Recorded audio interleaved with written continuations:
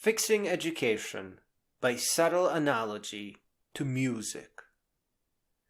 We learn to avoid trouble and to have something to say. By writing books or composing audiobooks, we become a little bit more magnificent. Learning music composition is a good example of learning in general. Above all, our education has to be fun and full of color, dance, and foolishness. Tell me that this is not a beautiful wisdom. Imagine learning math with joy, lasers, graffiti, and drones. How long would it take you to grok the formulas if you could see the forces with your own eyes? To get rid of the abstractions, you only need to examine math as code and then search for JavaScript and Node.js tutorials to fly the drones via software. In all the haste, you won't even notice you never learned how to solder, and yet you built dozens of drones out of Raspberry Pis and various drone components. How about being the first person to send an unmanned solar-powered drone across the ocean both ways, Key West to Paris and back, and then some? And as a bonus, the drone lands in the ocean as it recharges its batteries and runs away from anything trying to approach it, tweeting along the way. Music is something that is beautiful to learn because it tickles our ears. For math and electronic engineering to tickle our ears, you need more than a speaker. You need boxes of old drone components and some Raspberry Pis.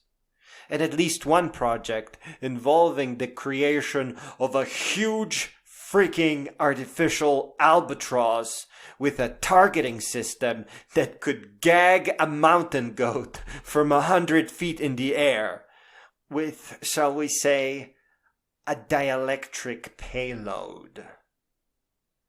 It is such a tragedy that school is probably faking teaching. And nobody can really tell, probably because nobody knows what a real education really is like. I don't think it's an intentional conspiracy. I think what it is an emergent scholastic mediocrity born from the want of a paycheck. One that emerges out of things like Dance of Lemons and intrinsic paternalism, whatever the hell that is.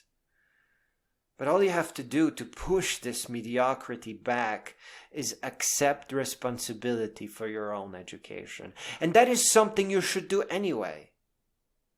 Finally, I just want you to know that everyone is a genius, especially you.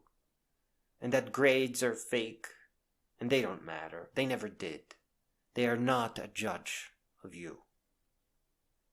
Maybe you could try to help the valedictorians with their speeches.